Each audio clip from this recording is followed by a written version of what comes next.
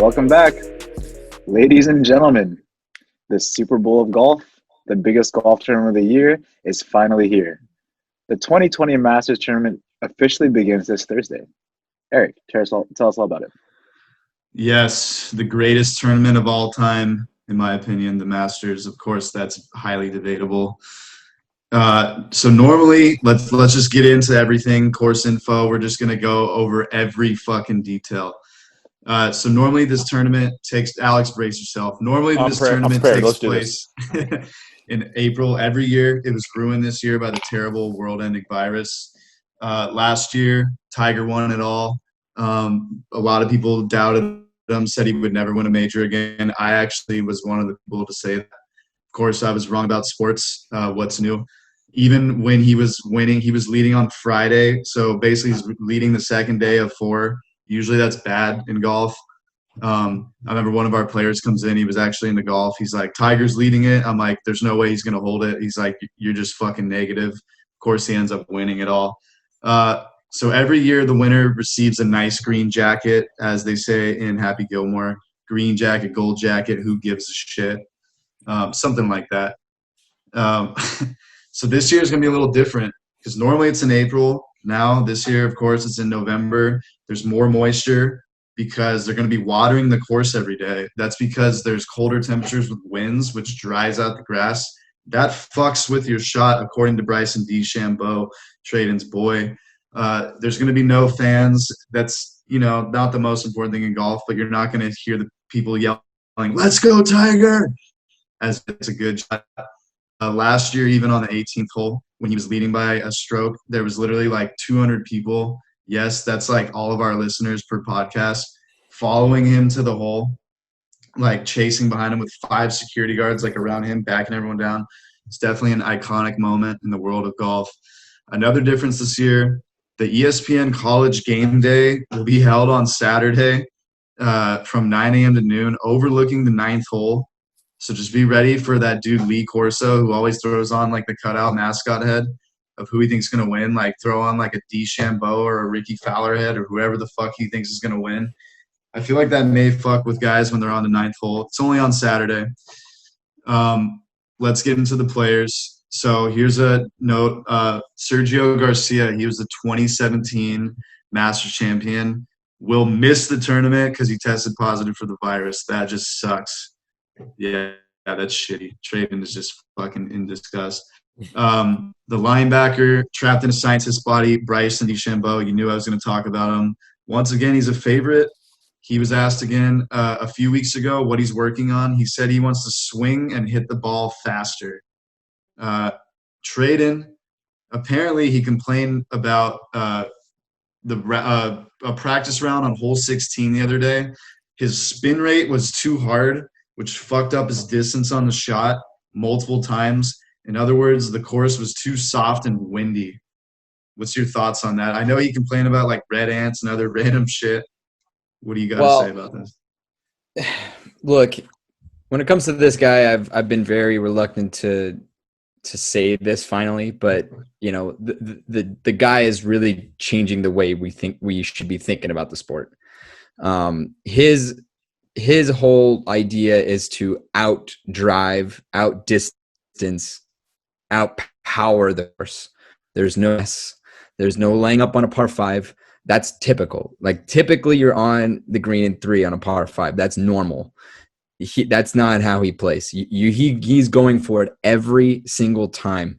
And, if course conditions are going to push that back, that's going to make it hard for someone who's really just, for the last 8 to 10 months, focused on just that, out driving the course. So when course, when the environment is, up against you and it's too windy or it's too soft and the course conditions aren't to your liking in terms of what strategy you're bringing to the course, yeah, that's going to piss you off.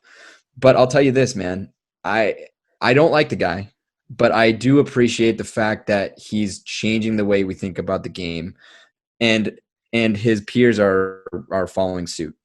He's getting a lot of kudos from know, there's like Tiger and you know, to name a few, but Jack Tiger's Nicklaus. a huge one. You know, and you know, I think it's pretty amazing to see that he's changing the way we think about it, changing the way we should think about it. And I go back to when we had this conversation. We asked James, "Would you rather have power or distance?" And I thought he was crazy for saying he'd rather have power, power or accuracy. And I thought it was crazy for saying power. And Bryson would have, you know, been right with him there. Yeah. He definitely is changing the game. Jack Nicklaus kind of gave him some recognition as well. Which is another huge. golf great. Yeah. This is from a guy who's saying that they need to make courses longer because guys are just hitting it too far. Yeah. He's an old school guy. For sure. Some more guys. Justin Thomas. He's just been dominating this year. You can't count him out. He will be ready. Love my boy. Harris English. 8 top 20 finishes this year in every tournament that he's played in, and he got 4th place in that U.S. Open that DeChambeau ended up winning. Victor Hovland, this is the dude that James, he hit driver on deck, that video you sent us. But he's moved up to the top 25 golfers of this year. He's playing well. Don't count him out. Patrick Cantlay, this dude just won the Zozo Championship in Thousand Oaks, Tyler. He's actually went to my high school too, which is pretty fucking crazy. Tiger, you know we got to talk about him. Tyler, I'm kind of directing this question to you. He is the GOAT of golf, in my opinion. He's losing his touch. He's getting older. He won this tournament last year. He's won this tournament a few times before. He's only played 6 tournaments so far this year and done pretty bad. In other words, he's playing a lot less golf. And I think even though he's the GOAT, I don't know if he could pull it off this year. Is he even going to make the cut? Man, I hope so. I mean, Tiger Woods, defending Masters champion. He's won it 5 times, as you said. You could probably play his course with a blindfold on and probably still shoot under par. I mean, this dude's a legend, as we all know. Going into his win last year, he was playing very well. And I think people were kind of thinking, okay, Tiger might have a good shot to win it. And he did, and it was awesome. This year, as you mentioned, different story. He's not played well, missed the cut at the U.S. Open. His best finish, I believe, was tied for 37th at the PGA Championship. That's not going to get it done. So my expectations for Tiger Woods going into this Masters tournament are pretty low. I hope he at least makes the cut, and I hope we see him play golf on Sunday. You know, maybe within the conversation, that'd be awesome. But in terms of Tiger Woods hoisting up that trophy at the end, I'm not going to expect it. But hopefully he plays 4 rounds of golf. That's my hope for Tiger. Yeah, I'm totally in agreement with you. I hope we see him in at least the top 10. It's always great when Tiger is doing that. Quick side note, because you made me think of when you said hoisting, when that dude Morikawa won the first major of the year and he hoisted up the trophy and dropped it. Quick crazy side note, his caddy is a Chico State alumni. So maybe that will get Alex to Dude, like I'm in. him. I don't know. Who's yeah, this he's dude? in. I'm listening. What's this dude's name? He's Jakarov is his last name. In. He's my dude. Yeah, he's the caddy for Morikawa, who won a major this year. He's like a kid from Berkeley, I believe, or from the Bay Area that went to Berkeley. Asian dude, super good, up and coming. But yeah, his caddy, man, Chico State alumni. We got a shout out to the Wildcats. Heck yeah. Last year, I'll talk about Ricky Fowler because I was him for Halloween. Guess what? He just shaved his fucking mustache. The thing that he's like kind of been iconic for.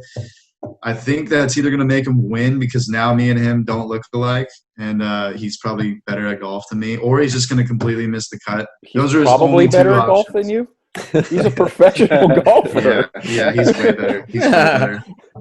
Those are his only 2 options, though. No other option in between. Let's talk about the course like we always do. So it's different this year, as we mentioned with Traden and all the different weather differences. And there's going to be 2.5 hours less of light because fucking daylight savings. Alex, do you think any like weather or daylight savings or having to be on football Sunday, is that going to fuck with anything in these golfers' heads, or does it not make a difference at all? Dude, I would assume so. I was curious, when you were talking about the weather, like what the difference is it's in Georgia, right?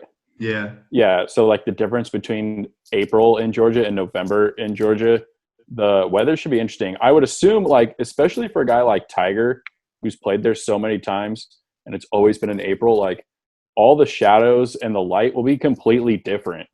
So I, from my limited golf experience, which has only been at the crack of dawn in 95-degree heat, like you would assume the different lighting would be a factor for sure. Like lighting coming through the trees, lighting coming from different angles, like into your line of sight. Yeah, I mean, obviously they get a shit ton of practice rounds, but like, who knows what happens day of? Yeah, that's actually a good point. I didn't even think about that. Plus, I saw like this weird, like there's different flowers and different things blooming, which now that you say that could fuck with the shadows or maybe sunlight too. Shiny Shambo eyes and he complains about it. I wouldn't be surprised. Another random like betting tip that I heard, bet the Euros in this tournament to do well because the conditions are more similar to like European links style courses. So Hovland, a dude I mentioned, hits driver on deck. Fucking bet him. Who knows? Maybe just bet him one day, see how it goes, take it from there. Rory is a Euro. There's another dude. He won a major last year. I can't remember his name, but bet him. Bet him, but we don't know his name. Yeah, he's the guy that won the British Open. Trade him. Do you remember his name? What about Oosthuizen? That's South Africa. Oosthuizen. Bet him. The dude who looks like Shrek. Bet him. You're thinking it's Shane Lowry, man. Shane Lowry, yes. There's a good story about him, too, where he was just completely hammered in the bar after a major tournament when he thought it was cut. So he's like, I'm fucking done. I'm not making it. And apparently he made the cut. So he was just hungover as shit the next day, ended up doing well. It's kind of like me when I play golf. So there's going to be 2 starting tee times each day. One will be on the first hole, like a pair on the first hole and a pair beginning on the 10th hole going in reverse. That's kind of normal, I think, with a lot of tournaments when it's on the East Coast. I still think it's going to throw people out of the loop because normally this tournament in April, there's longer sun so that they don't have to do that. Here's another thing, James, I want to run this by you. The tournament has to conclude at 4 p.m. Eastern time, I believe, because it's aired on CBS, and CBS will be airing a football game because it's fucking Sunday football. Normally it's in the spring, so it's playoff basketball and hockey and like regular baseball going, but it's not like, week 10 or 11 football. And I know you're a big football guy. You are our football guy. But this is the Masters, the Mo Golf Tournament, and now you're, into golf. What are you going to pay more attention to this week? The Niners aren't doing too good. I don't know who they play this week. What's your focus going to be like? Is it going to be back and forth, like Jimmy G or fucking DeChambeau? Come on now. There's a lot of problems with what you just said there, first and foremost. Jimmy G is on IR, so he's not going to be playing. The Mullins, whatever the fuck his name is. Mullins, it will be Mullins.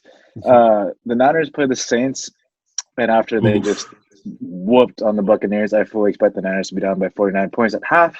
So I will be going back and forth to give me some sort of joy and hope while watching golf, and then just destroy all that joy and hope while watching the Niners. So, yeah, I'll be back and forth for me. So you'd be like mad, happy, mad, neutral, exactly, mad, neutral. Yeah. Expect silver doors to be flying a bunch. Let's just go to Traden's house. I could bang on the walls again, too. So the winds are higher, the course is drier, balls roll. It kind of looks like when you hit the ball like well, and you're super excited, and then it just like more of a pop fly, doesn't go far, doesn't roll at all. The last time like conditions were even similar to this in a major was a dude, Zach Johnson, ended up winning the Masters with a +1 final score. So he was over par, which is crazy to think. But yeah, that's pretty much all I got. Bet the Euros. Don't count out DeChambeau. I'm hoping Ricky Fowler as well because he's never won a major. I'm hoping Tony Finau does well. He's never won a major. Trade, anything else? You going to take notes? Yeah, Sunday? dude. We're going to get 2 Masters in 6 months. Oh, shit. So, Think about that. fuck COVID, but also thank you, COVID. Yeah. That I'd say there's 2 good things about COVID. That would be one, and the other is that it only takes me like 30 minutes to drive to LA now for work. But Silver linings, baby. yeah, you got to think of the positives. And that's being negative on a COVID test. That just threw my brain for a whirl.